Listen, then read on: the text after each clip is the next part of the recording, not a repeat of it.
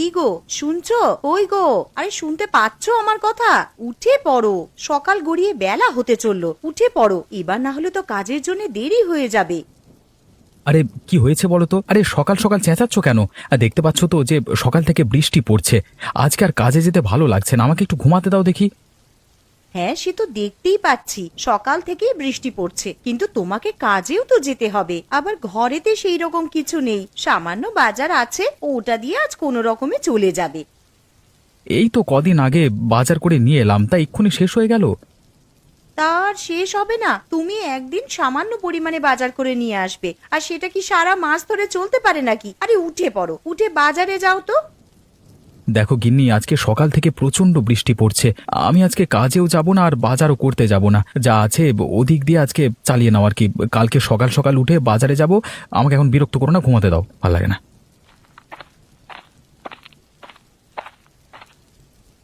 মা, ও মা, আমার প্রচন্ড খিদে পেয়েছে, কিছু খেতে দাও।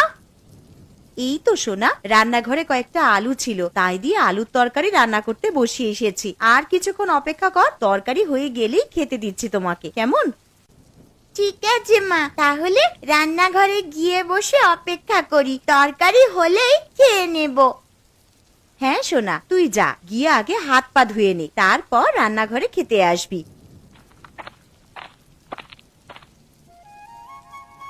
মালতীমা, ও মালতীমা, বাড়িতে আছিস? একবার বাইরে আয়। হ্যাঁ মালতীমা, একবার বাইরে বেরিয়ে আয় তো। আরে এটা তো বাবা মার মতন গলার আওয়াজ মনে হচ্ছে, যাই একবার বাইরে গিয়ে দেখি।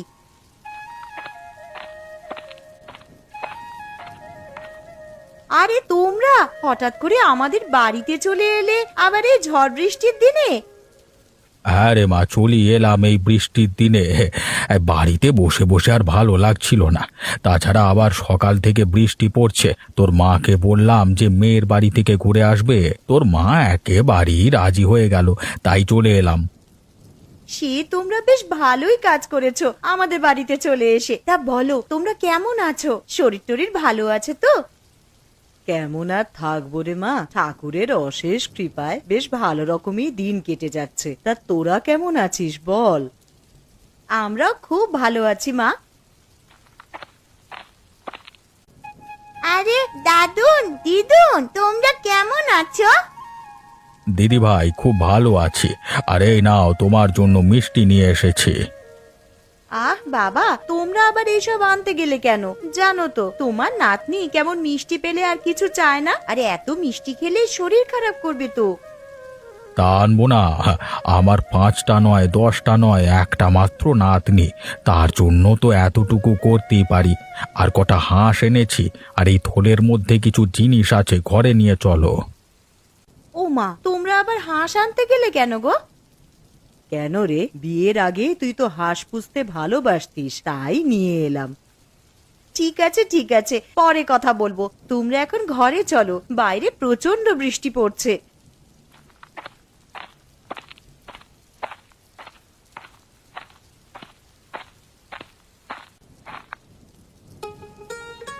বাবা, ও বাবা, ওঠো গো, একটা সুখবর আছে।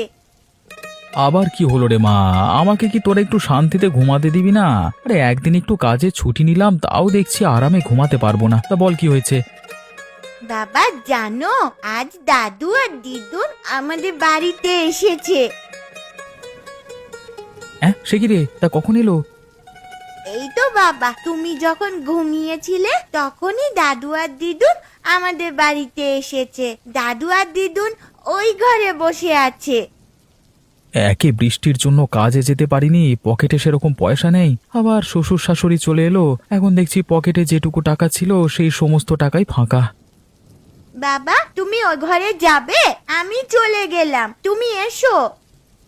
হ্যাঁ রে, চল মা।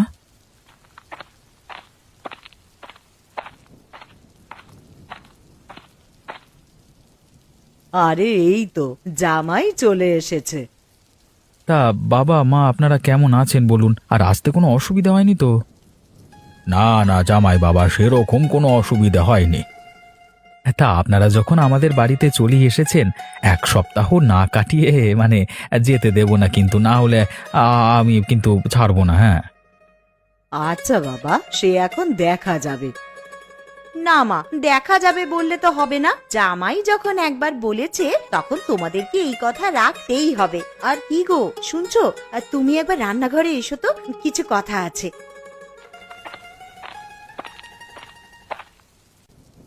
যাও, তোমার শ্বশুর শাশুড়ি এসেছে, তাদের জন্য দোকান থেকে কিছু বাজার করে নিয়ে এসো। বাড়িতে তো সেরকম ভালো মন্দ কিছুই নেই। আচ্ছা গিন্নি, তুমি তো জানো আমার পকেটের অবস্থা, দুদিন ধরে কাজে যাইনি। এখন তুমি কি করে বলছো যে ভালো মন্দ বাজার করে নিয়ে আসতে? দেখো, আমি অত শত কিছু জানতে চাই না, তুমি ভালো মন্দ কিছু বাজার করে নিয়ে আসবে, ব্যাস। এখন যে আমি কি করি, হাতে দুটো পয়সা নেই যে ভালো মন্দ বাজার করব। কি গো, কি ভাবছো? আগের মাসে তোমার বোনেরা যখন এসেছিল তখন তো বেশ ভালো মন্দ বাজার করেছিলে, তখন তো আমি কিছু বলিনি। এখন আমার মা বাবা এসেছে আর ভালো মন্দ বাজার করবার মতন টাকা তোমার কাছে নেই। ঠিক আছে, তুমি বরং বাজারের ব্যাগটা আর ছাতাটা নিয়ে এসো, আমি বাজারের দিকে যাচ্ছি। এই নাও ছাতা আর ব্যাগ, তাড়াতাড়ি বাজারের দিকে যাও তো।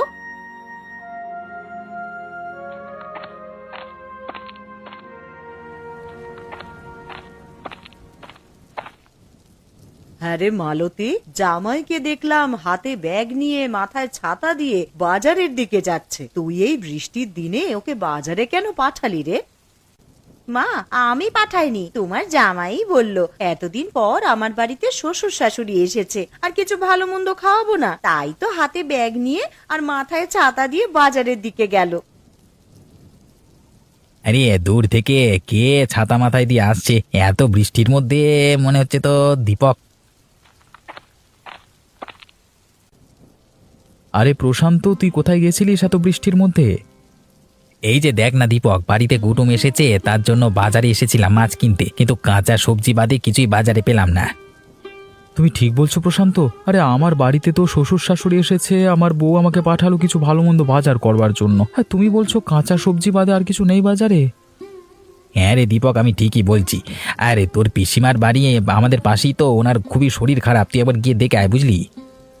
হ্যাঁ রে প্রশান্ত, আমিও শুনেছি পিসিমার শরীরটা খারাপ। দেখতে যাবো করে আর যাওয়া হয়নি, মানে যেতে হবে, বুঝলি? হ্যাঁ তুই যা, আর বাজারে তো ভালো মন্দ কিছু বসেনি, তুই একবার পিসিমার বাড়ি ঘুরে যা, বুঝলি? ঠিক আছে, আমি এখন আসছি। একবার বাজারে গিয়ে কাঁচা সবজি কিছু কিনি, তারপর পিসিমার বাড়িতে গিয়ে একবার পিসিমাকে দেখে আসবো।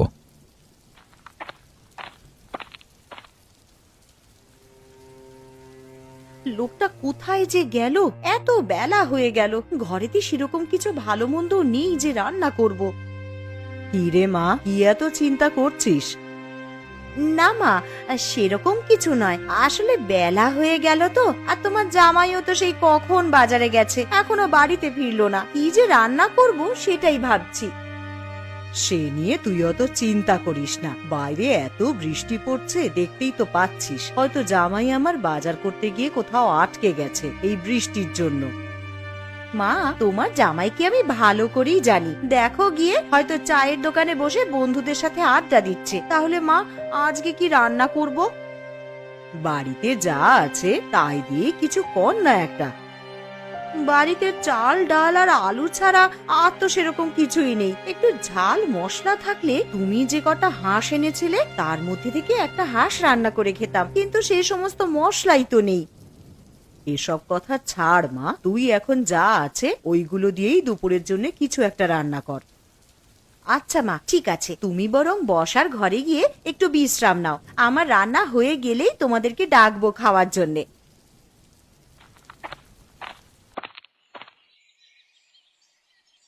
শম্পা বৌদি, আরে ও শম্পা বৌদি, শুনতে পাচ্ছ? বাড়িতে আছো তোমরা?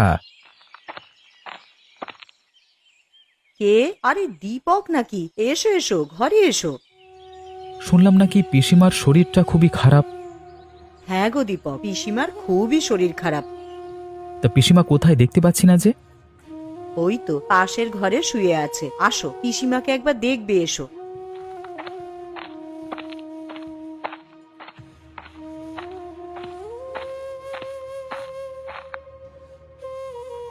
পিসিমা, ও পিসিমা, কেমন আছেন? কেমন আর থাকবো বাবা, উপরওয়ালা কবে যে আমাকে নিয়ে যাবে আমি সেইটার জন্যই শুধু অপেক্ষা করছি। এরকম কথা বলতে নেই পিসিমা।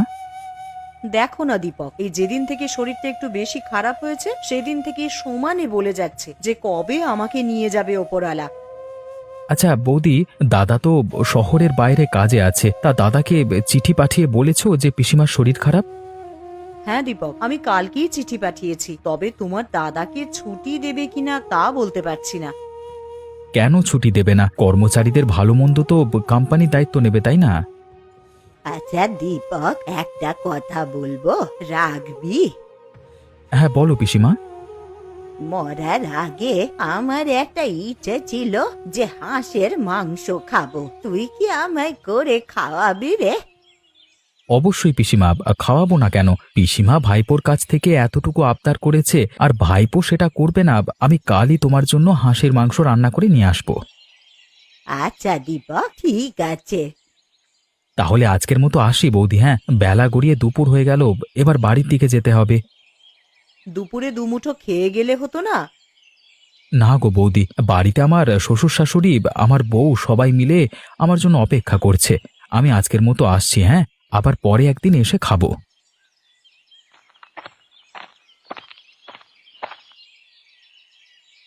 কই গো গিন্নি, আমি চলে এসেছি। এই নাও বাজারের ব্যাগটা নাও। এই যে মহারাজের আসার সময় হলো এতক্ষণে, তা বলি বাড়িতে কি রান্না হবে সে বিষয়ে আপনার কিছু হুঁশ ছিল? আরে গিন্নি, রাগ করছো কেন? আমি একবার পিসিমার বাড়িতে গেছিলাম। তা পিসিমার বাড়িতে হঠাৎ গেলে কেন? কি বলবো আর গিন্নি, বাজার করবার জন্য যখন ব্যাগ নিয়ে বাজারের দিকে যাচ্ছিলাম তখন প্রশান্তর সঙ্গে দেখা হলো। আর প্রশান্তই বলল যে তোর পিসিমা নাকি খুবই অসুস্থ, তাই একবার গেছিলাম ওনাদের বাড়ি আর কি। তা গিয়ে কি দেখলে ভালো আছে পিসিমা? দেখে তো মনে হলো শরীর প্রচন্ডই খারাপ, আর পিসিমা আমার কাছে একটা আবদার চেয়েছে। পিসিমা আবার কি আবদার করেছে গো তোমার কাছে? বলেছে যে আমাকে একদিন হাঁসের মাংস করে খাওয়াবি। আমি বলেছি কেন খাওয়াবো না। ঠিক আছে, তাহলে আমার মা যে কটা হাঁস এনেছে তার মধ্যে থেকে একটা কেটে রান্না করে পিসিমাকে দিয়ে আসবে। তা কবে পিসিমাকে করে খাওয়াবে হাঁসের মাংস? কাল কি করে খাওয়াবো, কারণ শয্যাশায়ী মানুষ আমার কাছে আবদার করেছে, না খাওয়াতে পারলে আমারই খারাপ লাগবে। তাহলে আজ রাতেই বরং হাঁসের মাংস রান্না করে রাখি, কাল সকাল সকাল উঠে তুমি পিসিমার বাড়িতে গিয়ে দিয়ে আসবে। ঠিক আছে গিন্নি, সে না হয় করবো। তুমি এখন আমাকে গামছাটা দাও তো, আমি এখন স্নান করে আসি। এসে খেতে দেবে, খিদের জ্বালায় পেটে ছুঁচো ডন দিচ্ছে আমার। এই নাও গামছা, তুমি স্নান করে এসো, আমি খেতে দিচ্ছি।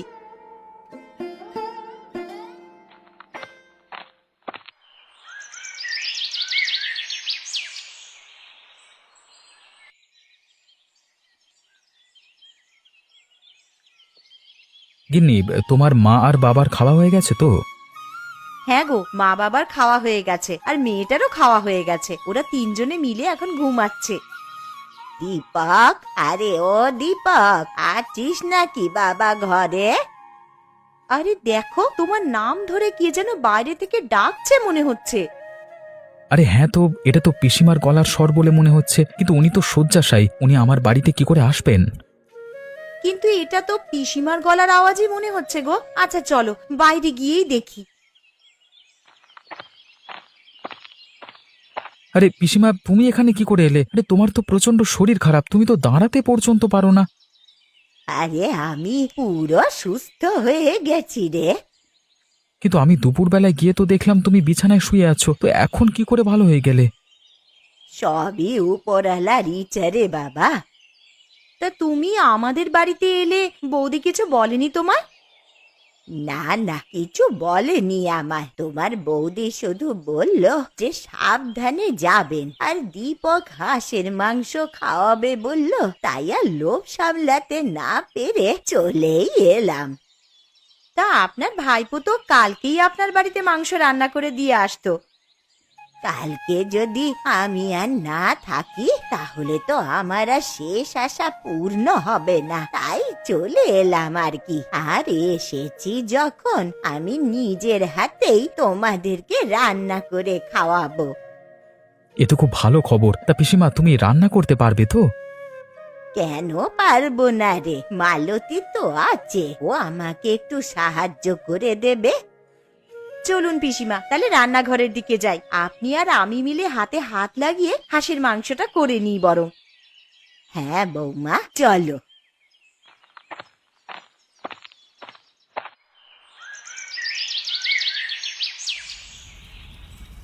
তাহলে হাঁসের মাংস তো রান্না হচ্ছেই, তা তার সাথে খাওয়ার জন্যে কি করা হবে বৌমা? কি আর করবেন পিসিমা, তাহলে রুটিটাই বানানো যাক। হাঁসের মাংসের সাথে বেশ ভালোই লাগবে খেতে। হ্যাঁ মা, তুই ঠিকই বলেছিস, হাঁসের মাংসের সাথে রুটিটা একদম জমে যাবে। কিন্তু পিসিমা, একটা অসুবিধা আছে। কি অসুবিধা বৌমা? আসলে আপনার ভাইপো হাঁসের মাংস খায় না। কে খায় আর কে না খায় সে দেখাই যাবে খেতে বসে। এখন রান্নাটা আগে করে নি। আরে বেয়ান, রান্নাটা যা করেছেন না, গন্ধেতেই তো অর্ধেক পেট ভর্তি হয়ে গেল। আমার এদিকে রুটি করা হয়ে গেছে। ও পিসিমা, আপনার কত দূর?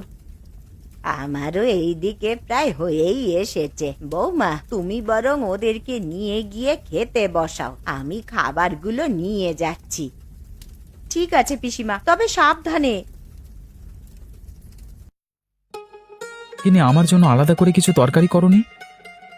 না, তোর জন্যে আর কিছু আলাদা করে করা হয়নি। হাঁসের মাংসের ঝোল দিয়েছি, ওই দিয়েই রুটিটা খা।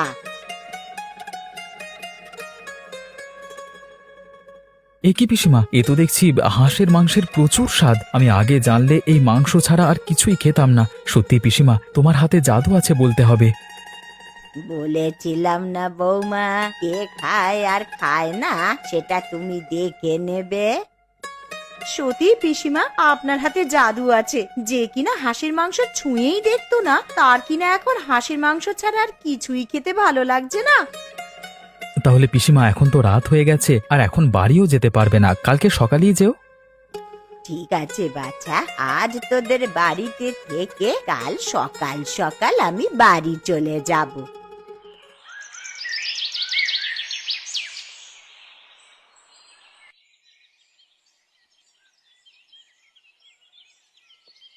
ও বাবা, চোখটা বন্ধ করতে না করতেই ভোর হয়ে গেল। কখন যে রাতটা কেটে গেল টেরই পেলাম না। যাই, এবার এঁটো বাসনগুলো আবার মেজে রাখি। আবার ওদিকে পিসিমাও আছেন, তার জন্য একটু জল খাবারও করে দিতে হবে। তানিশা, ও তানিশা, তোর পিসিকে ডেকে তোল না রে। মা, ও মা, পিসি তো আমার কাছে শুয়ে নেই। কি বলছিস? বিছানায় নেই মানে? আরে তোর পাশেই তো শুয়েছিলেন। আরে বাইরে গিয়ে দেখ আছে নাকি। বাইরে কি করে যাব মা? ঘরের দরজা তো ভেতর থেকে আটকানো। তাহলে তানিশা, তুই একবার বাইরে গিয়ে দেখে আয় তো পিসি আছেন কিনা।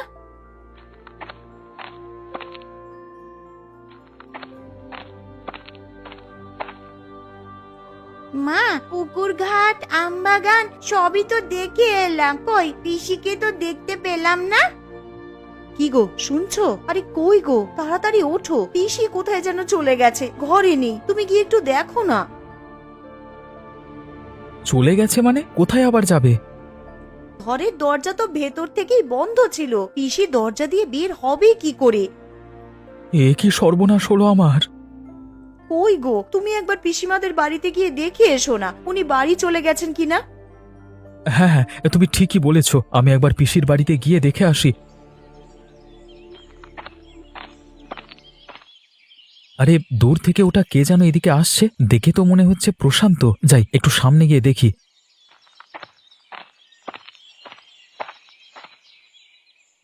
আরে প্রশান্ত, তুই এখানে কি করছিস? আর এত ছোটাছুটি করে কোথায় যাচ্ছিস? এই তো দীপক, তোদের বাড়িতেই যাচ্ছিলাম ছোটাছুটি করে।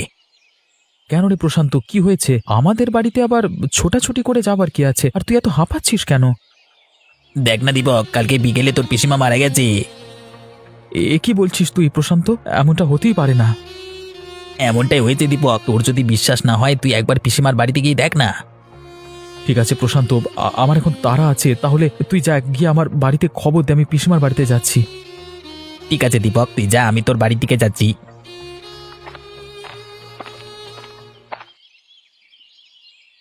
এ কি, বাড়ির সামনে এত ভিড় কেন? তাহলে প্রশান্ত যেটা বলেছে সেটা কি সত্যি?